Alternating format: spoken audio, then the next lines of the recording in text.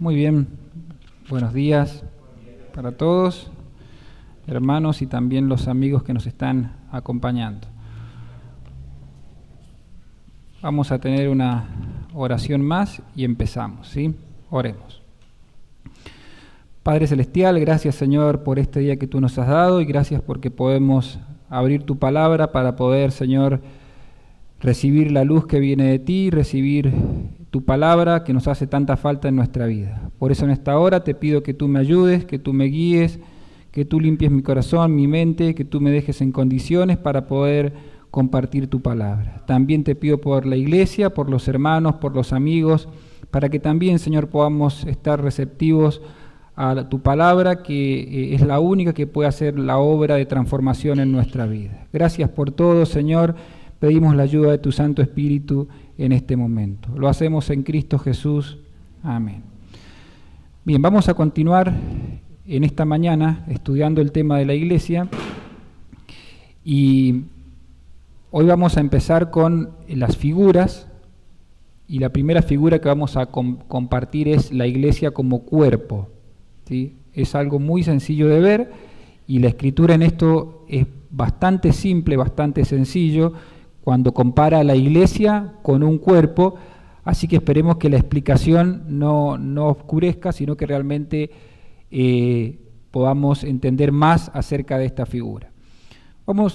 Mientras leía todos los pasajes del Nuevo Testamento que hablan de la iglesia como cuerpo, traté de ordenarlos con algún título para que nos sea más fácil de entender a nosotros. Entonces, el primer punto que vamos a ver es que la iglesia como cuerpo tiene que manifestar unidad, ¿sí? Vamos a ir a los textos. La iglesia como cuerpo tiene que manifestar unidad. Romanos 12:5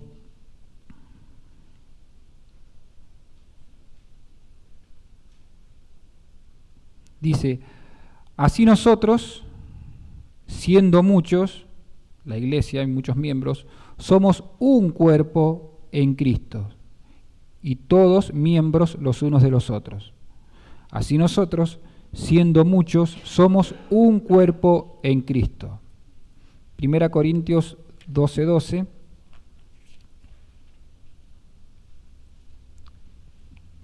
Fíjense cómo Pablo remarca la idea de uno.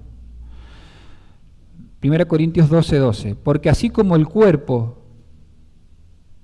es uno, miren, así como el cuerpo es uno y tiene muchos miembros, pero todos los miembros del cuerpo, siendo muchos, son solo un cuerpo, así también Cristo. Y si ustedes se van al versículo 20, pero ahora son muchos los miembros, pero el cuerpo es uno solo. Entonces, lo primero que yo dije, lo primero que tenemos que entender como iglesia, cuando comparemos a la iglesia como cuerpo, es que es un cuerpo, hay unidad. La iglesia tiene que manifestar la unidad. ¿Se acuerdan que la última vez que compartimos acerca de la iglesia, les hablé justamente de ese tema, de la unidad de la iglesia, y cómo el Señor Jesucristo mostró que era importante la unidad que había en la iglesia, porque en Juan capítulo 17, ¿qué hizo el Señor? Oró por la unidad de la iglesia y pidió al menos 5 veces en su oración que debíamos ser uno, como el Padre y el Hijo. Y así nos mostraba, así estudiamos ese día, de que la unidad de la iglesia es importante porque realmente refleja la unidad que hay en Dios. Por eso no es que es un buen deseo nuestro el ser uno. No pasa por el buen deseo, tenemos que ser uno, tenemos que ser unidos. No es simplemente un deseo lindo de los miembros de una iglesia que quieren estar unidos. Parte principalmente de que al ser Dios uno, y la Biblia tiene que reflejar la esencia de Dios, de ahí es donde la importancia de la unidad. También compartimos ese día de que la primera iglesia, cuando se convirtieron los primeros cristianos allí en Pentecostés y se formó la primera iglesia en Jerusalén, si hay algo que tenían los hermanos sencillos y humildes de Jerusalén, en su mayoría pobres, era la unidad. La primera iglesia que se formó era la unidad. No lo vamos a leer, así no leemos tantos textos. Era la unidad. Cómo esa iglesia era unida compartían muchas cosas, no solamente a nivel espiritual, sino más que nada a nivel material. Porque como recién les decía, la pobreza que había en la iglesia los llevaba a que los hermanos, inclusive hermanos de corazón inmensamente bondadoso, ¿qué hacían? Vendían, dice la Escritura, sus propiedades y los ponían a los pies de los apóstoles para que eso sirviera de ayuda para paliar la situación grave que había de pobreza en ese momento. Entonces, la unidad en el primer siglo de la iglesia fue muy evidente, y a causa de la unidad que había en la iglesia, ¿qué hacía Dios? Dios bendecía a la iglesia. Obviamente la bendecía con lo más importante, que era salvación, vida eterna, y también Dios los hacía prosperar seguramente en muchos otros aspectos. Ahora, la iglesia es un cuerpo, y la idea que Pablo quiere transmitir es que tiene que haber unidad. Ahora, que la iglesia esté unida no significa que todos debemos estar trabajando en lo mismo, porque a veces podemos caer en la idea, bueno, tenemos que estar todos en un mismo lugar, todos juntos. No, no significa eso. Evidentemente a la iglesia le hace muy bien, y es necesario que en la iglesia se formen grupos de colaboradores, se formen grupos donde hermanos van a trabajar en un área, en un lugar, en un ministerio, diferentes grupos. Pero los grupos que hay en la iglesia no tienen que formar divisiones, porque lamentablemente tendemos a eso, a que los grupos de trabajo que hay en la iglesia forman divisiones que no están bien. Es bueno y necesario que hayan hermanos, grupos que trabajen, pero a la vez siempre tenemos que pensar en que somos una iglesia, somos un cuerpo, a pesar de que hayan hermanos trabajando en diferentes grupos. La iglesia sirve al Señor como un cuerpo, no como un grupo por allá, otro grupo por acá y otro grupo por acá, y entre grupos ni nos hablamos. La iglesia sirve al Señor como un cuerpo, y evidentemente en muchas divisiones que hacen a la tarea de cada lugar o cada ministerio. Entonces yo aquí, mientras anoche meditaba en esto y reflexionaba en este punto, pensé, estaba reflexionando cuál es mi actitud a las diferentes actividades que hay en la iglesia. Porque claro, uno siempre está metido en lo que uno hace, uno está metido en lo que uno le interesa, o no en lo que uno está metido en lo que... Pero la iglesia tiene un montón de ministerios, un montón de actividades. Entonces yo pensaba, ¿cuál es mi actitud hacia las otras actividades? ¿Cuál es mi preocupación hacia las otras actividades? Y no necesariamente uno tiene que estar metido en todo, porque no está bien que uno esté metido en todo, no es bueno. Pero sí uno tiene que estar preocupado por todo. ¿Sí? Y esta mañana se nos compartía este lindo trabajo que están haciendo un grupo de hermanos en un barrio, y qué bueno que uno esté preocupado, y evidentemente la mejor preocupación que uno puede tener y el mejor interés que uno puede tener hacia las actividades de una iglesia es cuando uno ora por las iglesias. Entonces yo anotaba anoche que si queremos ser una iglesia unida como cuerpo, nos han de preocupar sinceramente todas las actividades de la iglesia, aunque no estemos involucrados en las actividades. Porque a veces uno tiende a decir, bueno, yo no estoy en aquello, que se arreglen ellos, si tienen ese problema, que ellos lo... Pero no es así. La iglesia es un cuerpo que tiene que estar preocupado, orando por todas las actividades de la iglesia. Evidentemente todas las actividades que se están haciendo siempre son importantes a los ojos del Señor. Entonces, lo primero que hay que entender como iglesia, como cuerpo, tiene que manifestarse una unidad. Es una unidad. El cuerpo es uno. El cuerpo no está un brazo por allá, u otro brazo por acá, el pie por acá. No, eso evidentemente es un cuerpo que no tiene vida. Donde hay un cuerpo con vida, el cuerpo está unido. Lo segundo es que la iglesia como cuerpo tiene a Cristo como cabeza. Eso es lo segundo que hay que entender, que la iglesia tiene a Cristo como cabeza al ser la iglesia un cuerpo. Dice Efesios 4:15,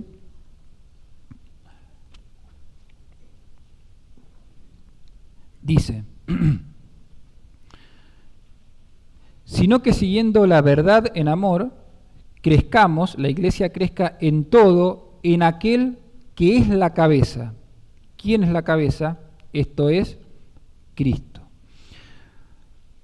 Colosenses 1, 17 y 18 dice el texto, y está hablando de Cristo, y Cristo es antes de todas las cosas, y todas las cosas en Cristo subsisten. Versículo siguiente.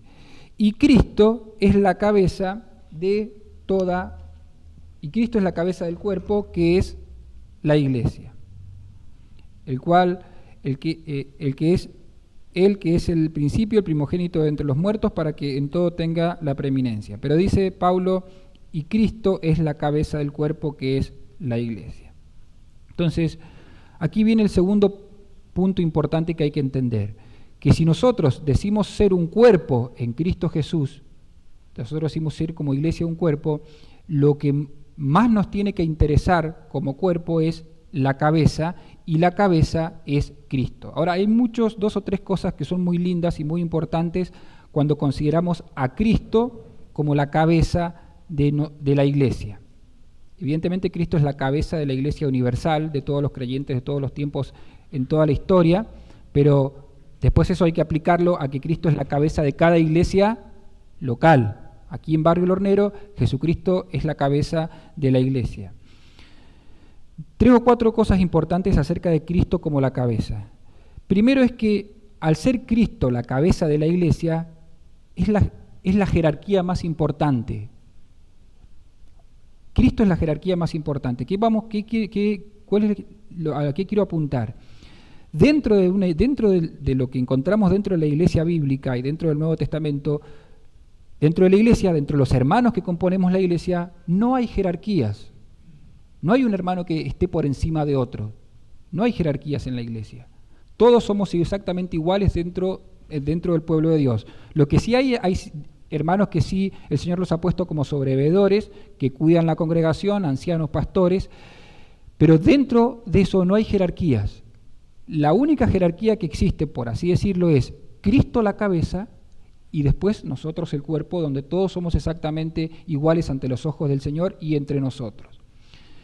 Evidentemente esto en nuestras iglesias siempre se ha mantenido así, y está bien porque es lo más fiel a la Biblia que encontramos, pero no en todos lugares se entiende esto, porque hay religiones en el mundo, inclusive hay iglesias también que son del Señor, que tienen otra forma de organizarse, pero que no es tan fiel a la Biblia, porque a veces hay religiones que, hablando de religiones, está el grupo de los fieles allá abajo, arriba hay un grupo de líderes que ya son otra jerarquía, son superior. Y ojo que arriba ya están los que mandan sobre todo. Y eso hay muchas religiones que tienen una organización de pirámide donde arriba están los que deciden, los que mandan, y arriba hay otro grupo que recibe órdenes y abajo está como los que reciben, los que tienen que... Bueno, eso en la Biblia no encontramos que sea así de ninguna forma. De ninguna forma encontramos que haya jerarquías. La jerarquía es Cristo, la cabeza, el cuerpo, la iglesia. Así es como lo encontramos en la Biblia que funciona. Por eso las formas de las iglesias nuestras para manejarse no es que hay una iglesia que controla a otra iglesia. Las iglesias de los hermanos normalmente son iglesias autónomas. Son iglesias autónomas donde está el cuerpo de ancianos con los miembros, donde ellos tienen su propia vida, que evidentemente tienen dependencia con otras iglesias, pero son dependientes en el sentido que tienen comunión. Pero cada iglesia es autónoma. No como en otras jerarquías, como recién les dije, en otros lugares donde hay jerarquías que no encontramos en la iglesia que es así. La iglesia como cuerpo, teniendo a Cristo como cabeza, Cristo es la jerarquía más importante y la única jerarquía que tiene. Y de ahí estamos los hermanos hacia abajo, no hacia abajo, sino como cuerpo de Cristo. Lo segundo que hay que ver, que cuando hablamos de Cristo como la cabeza de la iglesia, es que la iglesia tiene que estar sujeta a Cristo. Y esto lo encontramos en el libro de Efesios, la carta de Efesios, capítulo 5, 23 y 24. Siempre se hace hincapié, fíjense que en este texto dice, porque, versículo 21, 5:21, someteos unos a otros en el temor de Dios. Habla de sujetarse. Las casadas estén sujetas a sus propios maridos, como al Señor, porque el marido es cabeza de la mujer. Y miren, así como Cristo es cabeza de la iglesia, el cual es su cuerpo y Él es su Salvador. 24. Así que, como la iglesia está sujeta a Cristo, así también las casadas lo estén a sus maridos. Pero aquí el punto que hoy vamos a rescatar en esta mañana es: la iglesia está sujeta a Cristo por causa de que Cristo es la cabeza. Y qué importante que es esto, y qué intuitivo que es en el cuerpo humano, porque en el cuerpo humano la mano no hace lo que quiere, el pie no hace lo que quiere. No, todo está dependiendo de una cabeza que es la que está mandando. Y si la cabeza anda bien, bueno, el cuerpo funcionará bien. Si la cabeza anda mal, el cuerpo funcionará mal. Pero todo el cuerpo depende del que comanda, del que dirige, que es la cabeza. La cabeza es la que comanda, la que dirige, la que lidera. Hablando del cuerpo humano, ¿no? Y evidentemente cuando Pablo toma esta figura de que dice la iglesia es como el cuerpo es el cuerpo y Cristo es la cabeza, Pablo lo deja bien claro diciendo: entonces, hermanos, como iglesia tienen que sujetarse a Cristo en su mayor medida posible, siempre teniendo esa voluntad cada miembro de la congregación. Cristo ha de ejercer señorío sobre su iglesia y cada miembro de la iglesia ha de velar para que Cristo ejerza el señorío sobre la iglesia. Entonces, la iglesia está sujeta a Cristo. Ojalá que el Señor nos dé sabiduría en esto, porque siempre algunas cuestiones dentro de la congregación, la parte teórica es muy fácil de entender y de pronunciar y subir a un púlpito y decirla, pero a veces después en las cuestiones prácticas de la iglesia, y a veces distamos mucho. Ojalá que el Señor nos dé como iglesia sabiduría para que sea una iglesia que esté sujeta a Cristo. Evidentemente, el hecho de estar sujeto a Cristo, Cristo ha dejado órdenes cómo va a estar sujeta. Y más adelante entendemos que dice las Escrituras, o dice las Escrituras, no es que entendemos, sujetaos a vuestros pastores. No es que Cristo deja cómo la iglesia tiene que sujetarse a Cristo. Sujetaos a vuestros pastores. Y evidentemente los pastores están sujetos también en el temor del Señor al Señor. Ojalá que esto lo podamos entender, podamos siempre velar para que seamos una iglesia totalmente sujeta, sumisa al señorío de Cristo. Fíjense que acá, haciendo también un paréntesis antes de pasar al otro punto, siempre hablando de cuestiones prácticas, ¿no? ¿Cómo hacemos para que seamos una iglesia sujeta a Cristo y realmente tengamos convicción de que es así? De que somos una iglesia que está sujeta a Cristo y no sujeta a nuestros caprichos, a nuestras cosas o a nuestras ideas. Bueno, creo que una de las cosas que mejor nos hace es que Cristo sea el centro en todo. Si Cristo es el centro en nuestros mensajes, si Cristo es el centro en nuestras aperturas, si Cristo es el centro en las actividades que la iglesia hace, va por buen camino para que sea una iglesia sujeta a Cristo. Ahora, cuando perdamos a Cristo de mirada, la cruz, cuando lo perdemos de mirada, evidentemente en algún punto vamos a perder a Cristo, no vamos a ya estar sujeto una iglesia sumisa al Señor Jesucristo.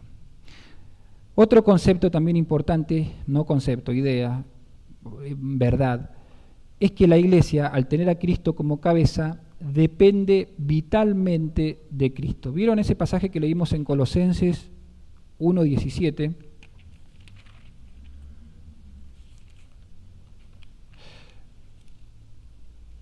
Fíjense que en Colosenses, cuando Pablo está hablando de la importancia de Cristo, de la importancia que tiene el Señor Jesucristo a nivel ante el Padre y en la creación, dice el 1:17, y Cristo es antes de todas las cosas, por ser Dios, Él es antes de todas las cosas, pero aquí viene una palabra muy importante y una función de Cristo que es vital para la existencia de la vida, de la humanidad, para que todo pueda fluir en este universo. Y todas las cosas en Cristo subsisten. Es por causa del poder de Cristo, por causa del poder que sale de Cristo, es que todo puede funcionar. Entonces, luego dice Pablo en el 18, y ese Señor Jesucristo, de cual subsisten todas las cosas, Él es cabeza de la iglesia. Y aquí lo que hay que entender es que la iglesia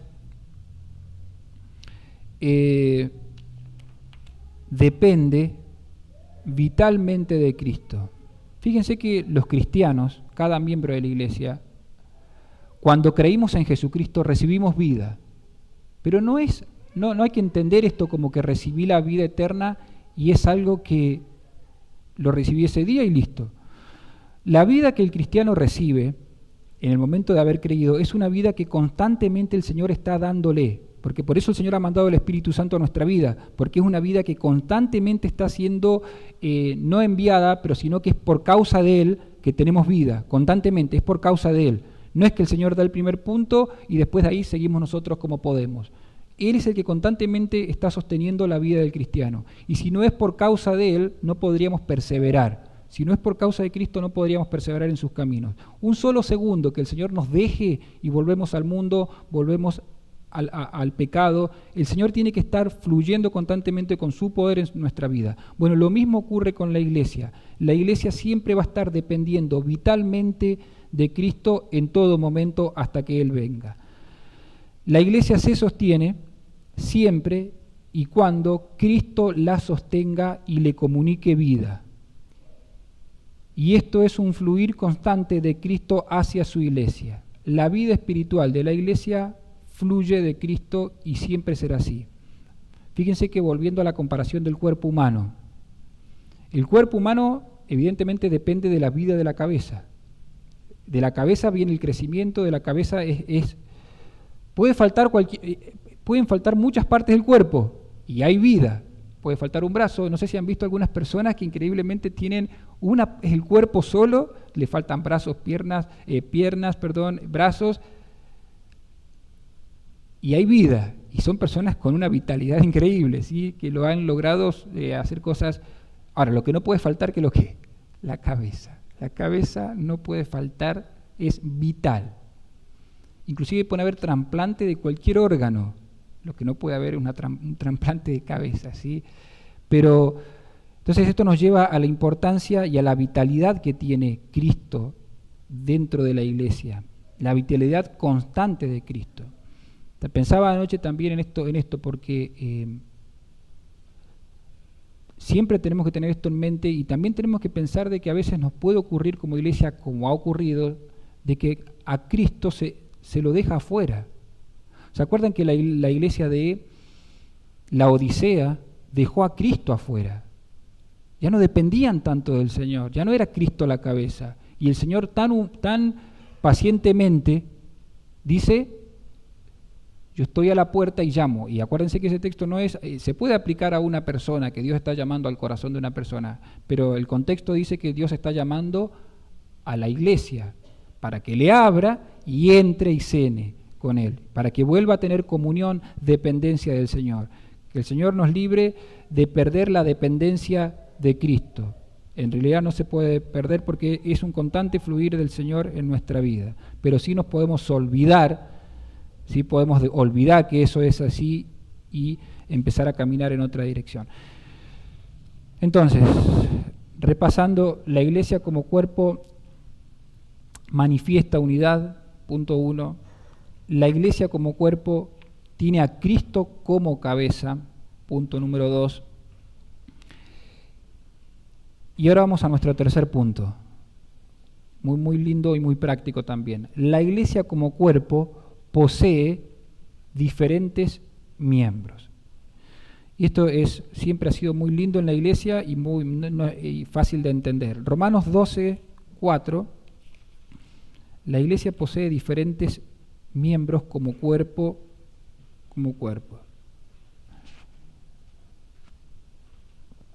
Volvemos a Romanos, ¿sí? Vamos a leer un poco más larga la porción, pero miren qué intuitivo que es y qué fácil de entender. Romanos 12:4.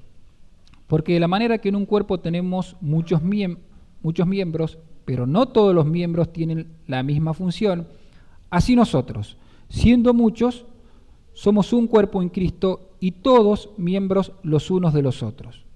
De manera que, teniendo diferentes dones, según la gracia que nos es dada, si el de profecía, úsese conforme a la medida de fe, o si el de servicio, en servir, o el que enseña, en la enseñanza, el que exhorta, en la exhortación, el que reparte, con liberalidad, el que preside, con solicitud, el que hace misericordia, con alegría.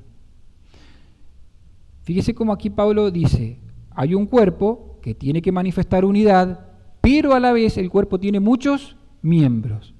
Evidentemente, hablando del cuerpo humano, hay brazos, hay pies, hay ojos, hay un montón de miembros y cada uno tiene su función. Y Pablo cuando habla, esta figura que no se ve en el Nuevo Testamento, se ve en el Antiguo Testamento no se ve solamente en el Nuevo, dice, la iglesia es como un cuerpo donde cada hermano que el Señor va añadiendo a la iglesia, Dios le va dando un don y a través de ese don que el Señor le da al hermano o hermana que se ha convertido, pasa a ser como un miembro que puede tener una función útil para la congregación. Vamos a ver 2 o 3 cosas respecto de esta verdad, que cada hermano que compone la iglesia es un miembro que tiene un don, algo que el Señor le ha dado que puede ser útil para la iglesia. Fíjense que 2 o 3 cosas que quiero rescatar de lo que Pablo ha dicho en este pasaje. Cada miembro ha de estar abocado principalmente a lo suyo. ¿Está? Cada miembro tiene que estar abocado a lo suyo. Por ahí se dice Pablo,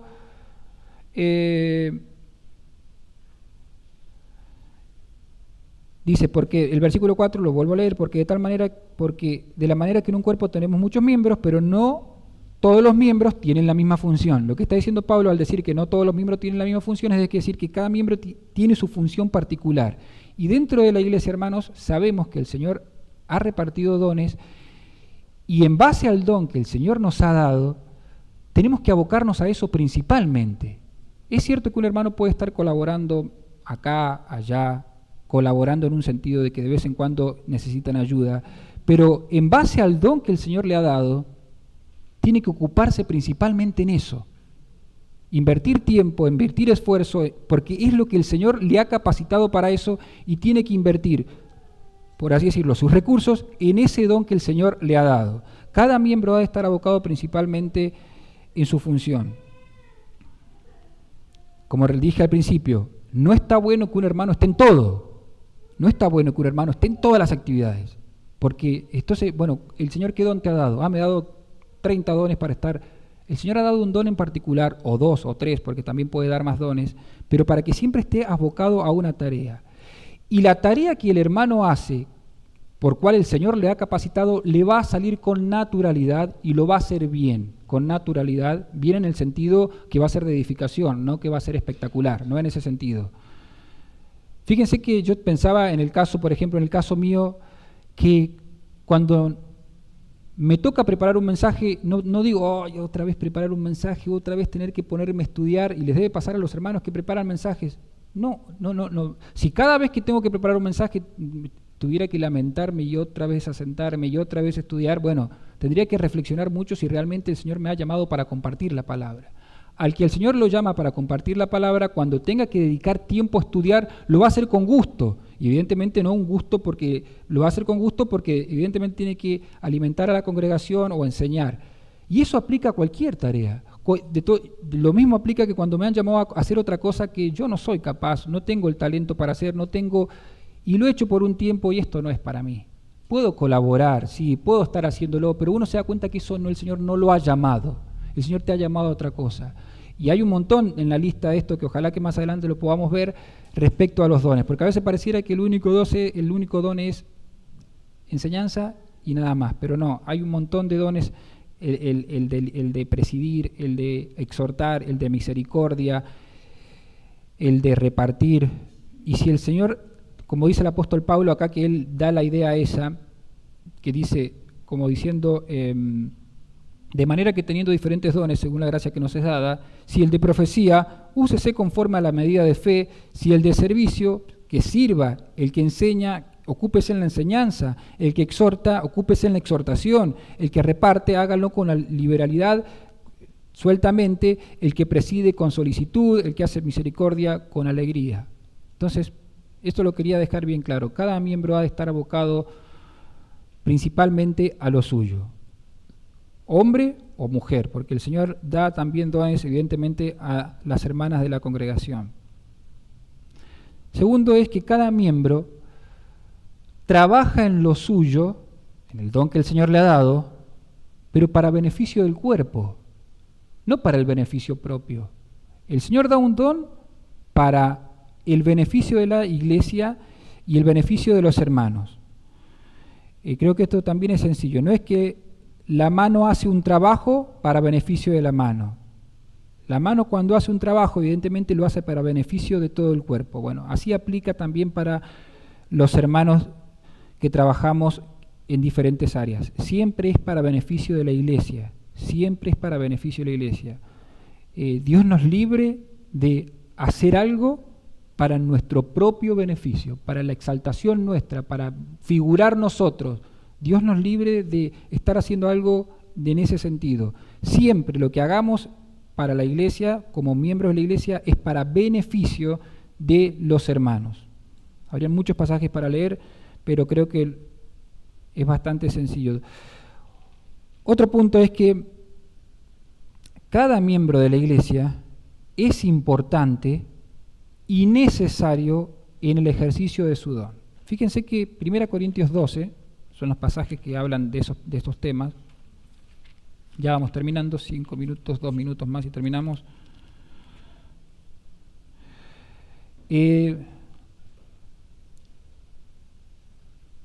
Vamos a leerlo porque es muy instructivo. Dice, inclusive podemos arrancar del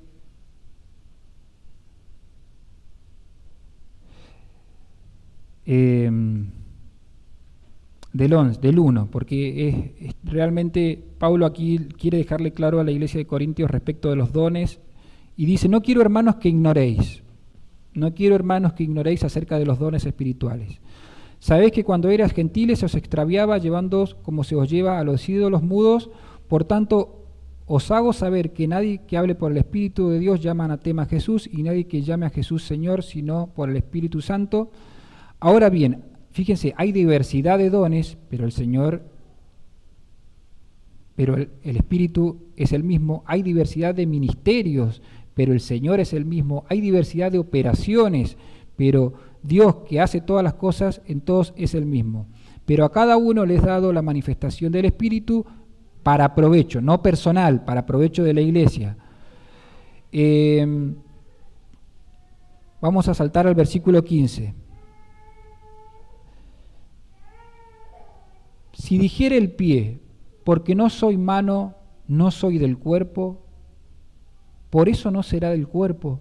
Si dijera la oreja, porque no soy ojo, no soy del cuerpo, por eso no será del cuerpo. Mientras yo leía estos textos anoche, pensaba en este punto. No podemos menospreciar nuestro trabajo y mucho menos menospreciar el trabajo de otro hermano.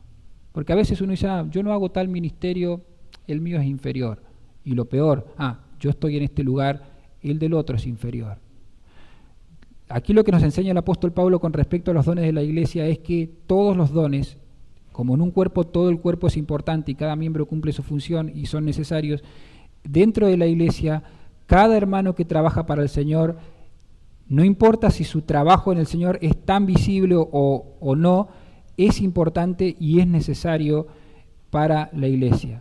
Así que ojalá que el Señor nos haga entender esto, nos anime a trabajar para el Señor, entendiendo de que lo que uno hace en la congregación es necesario. ¿Por qué el trabajo que uno tiene que hacer con su don es importante y es necesario? A ver, algo muy, muy sencillo. ¿Por qué es importante y es necesario el trabajo que uno tenga que hacer en la iglesia con su don?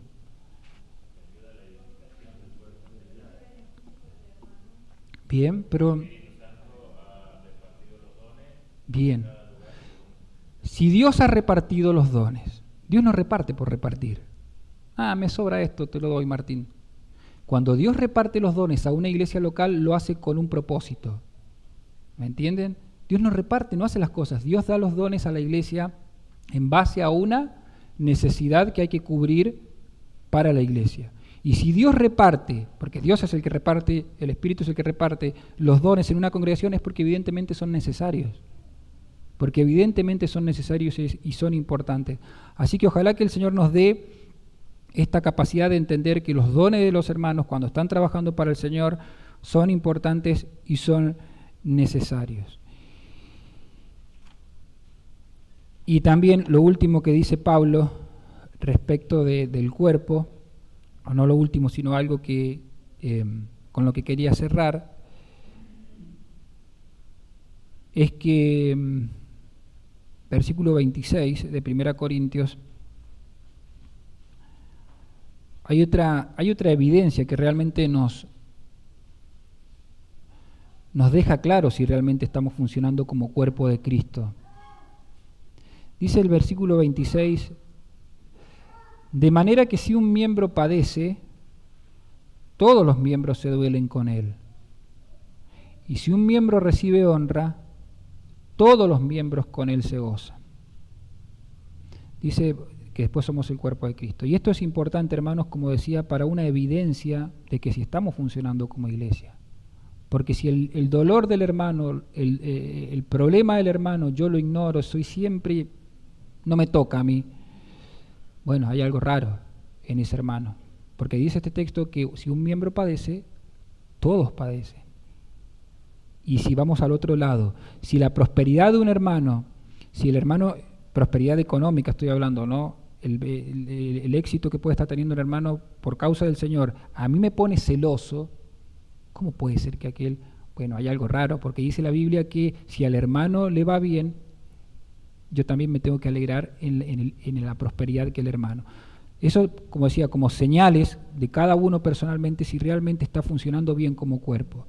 Cuando un miembro padece, todos padecen. Y si un miembro recibe honra, todos los hermanos nos alegramos con él. Ojalá que esta figura tan sencilla del cuerpo nos sirva, ¿sí?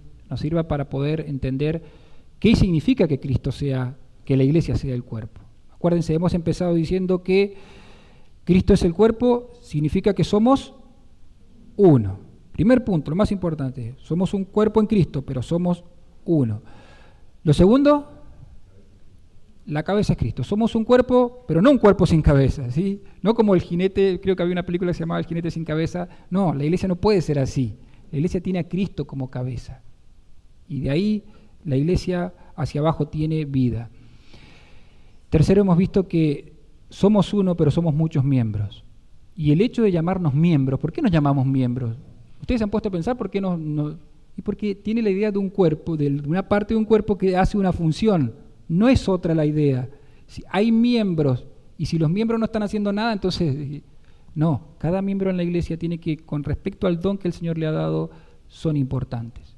Es importante. Y el Señor llama a unos a liderar. Y el Señor les da la capacidad para liderar.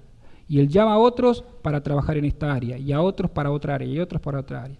Que el Señor nos muestre entonces a dónde nos ha llamado. Amén.